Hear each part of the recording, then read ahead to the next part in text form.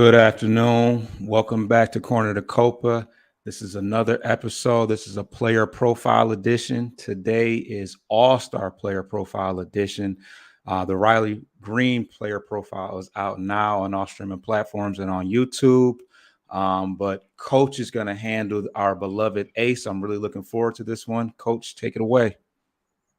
All right, I think it's only fitting now after that Little League World Series showing there against the Yankees there on national TV, their only national televised game this year. We talk about Tarik Skubal and hopefully a guy who's here longer than just the next 2 years. 6'3", 240. He doesn't look that big. Out of California, originally went to Seattle for college. Drafted in 2018, the 9th round. Made his debut during the COVID year, 2020. Quick review over his minor league numbers. He pretty much shot up from rookie ball all the way to AA from 2018, 2019. Never had an ERA over 2.58 at any minor league level. And opponents never batted higher than 209 against him in the minor league level. Wow. Minus a couple other, rehab stints that he has taken over the last few years. But his numbers were sparkling. So we'll dive right into his major league stuff here, which, we're kind of a little shortchanged on from injury and whatnot. But, 2020, 2023 decreases ERA almost in half from 5.63 to 2.8. Last year was his first winning season. So confidence builder heading into this year's showcase he's putting on.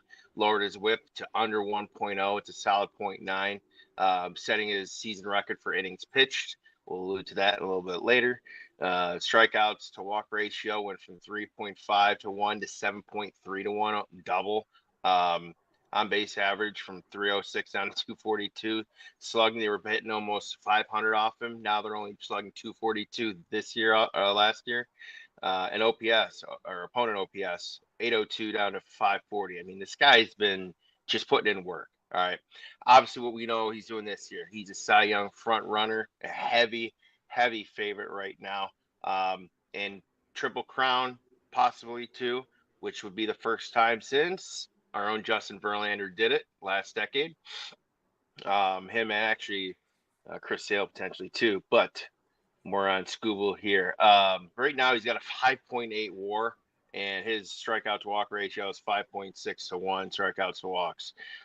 We know a lot about his stuff. Four seam 97, tops out at 100, throws that almost a third of the time. Change up, high 80s, a little over a quarter of the time. Sinker again, high 90s, 21% of the time. Slider 89, 90, about 15% of the time. And he's developed this kind of knuckle curve.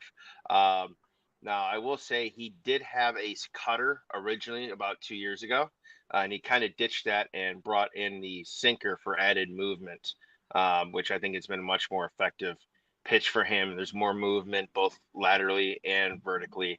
And we'll go into his value right here. I mean, you go on Savant Statcast, this guy is loaded with A-quality stuff. Pitching run value, 100%.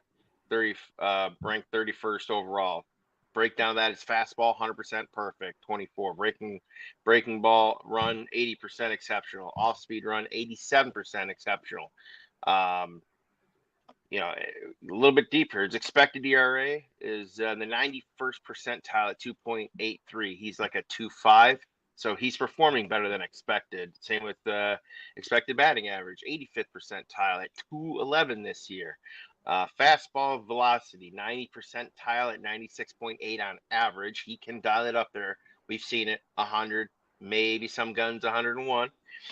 His whiff rate percentage, 91st percentile, excellent. They're whiffing 32% of the time on swings. His strikeout percentage, 91%. They're striking out just under a third of the time at 30.1%. Walk percent ratio, 88th percentile, only issuing a little over 5% of his all at bats to walks, and nothing else, honestly, below those stats. The rest of them I did not mention are below the 69th percentile. So he's average at his worst, which is crazy. We go a little bit. You want to go a little bit deeper too. You want to try and sit on one or two pitches? Good luck. He's got an insane put away percentage. We go. His batting average numbers from expected to what it from what it is to what's expected. His four seam is 0.14% better. His changeup is 0.15 below.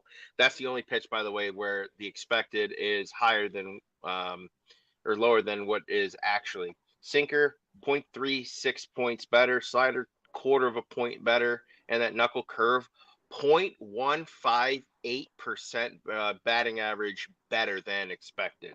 And put away percent. Like I said, good luck trying to sit on even 2 or 3 pitches here. He puts you away more than 20% of the time on 4 of his 5 pitches.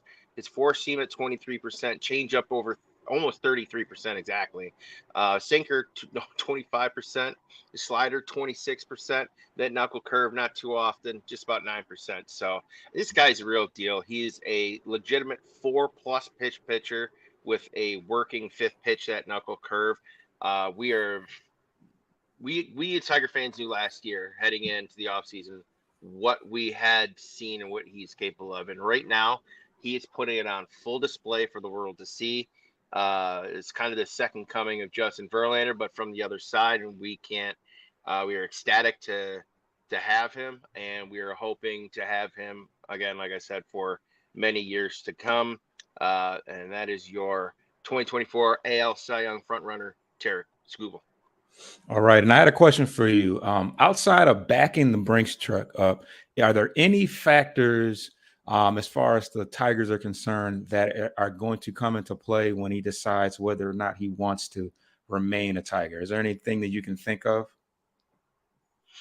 I mean, you want to be able to see that they're honestly putting forth the effort to build around you, not just much the rest of rotation. Obviously, we're totally in shambles right now, rotationally wise. Obviously, Flaherty, guys that are injured, hopefully coming back in the next few weeks, but but more so offensively. And we've seen our last show. We talked about the youth movement it's not happening. It's already done. It's here. It's now, for the most part.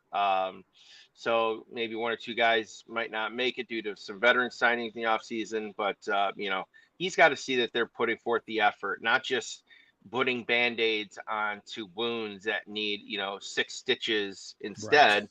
And you keep bleeding a bit. You're guys like Gio, Mark Hanna, Andy Ibanez, some of the veterans that we signed heading this year. They're professional guys. They class acts, all of them. However, they're not. I don't want to say they're top tier because they're quality guys, but we're not looking also to break the bank elsewhere to show that. I think there's quality guys out there, but he definitely needs to see them building around offensively because that's been their largest inconsistency this year has been run production. You just ask his fellow starter Reese Olson what that's like, and I'm sure it has a little sour taste in his mouth right now because Skubal's getting all the run support all of days. So yeah, 15. Yeah, because honestly, if Olson had gotten just some of that run support, you could have had a potential 3-headed monster this year prior to the Flaherty trade of Flaherty. But run production is going to be the big thing. Guys that can drive the ball, cut down on some strikeouts, and obviously, it's going to be some veterans because this team is loaded with youth talent right now. And it's no secret we strike out quite a bit. Javi Baez unfortunately still leading the way in that. But improvement in offense, the roundabout way to answer that. A genuine improvement on offense on paper heading into the next 2 years when his team control ends. All right, so there you have it. That is our player profile for Tarik Skubal, our ace, our lefty ace, all-star, and hopefully we can keep him around long-term for the foreseeable future. Please subscribe to Bleachers to Speakers on YouTube to get the visual, and Corner to Copa to get all the audio stuff. We're giving you news as it happens, as well as many, many player profiles. We're out.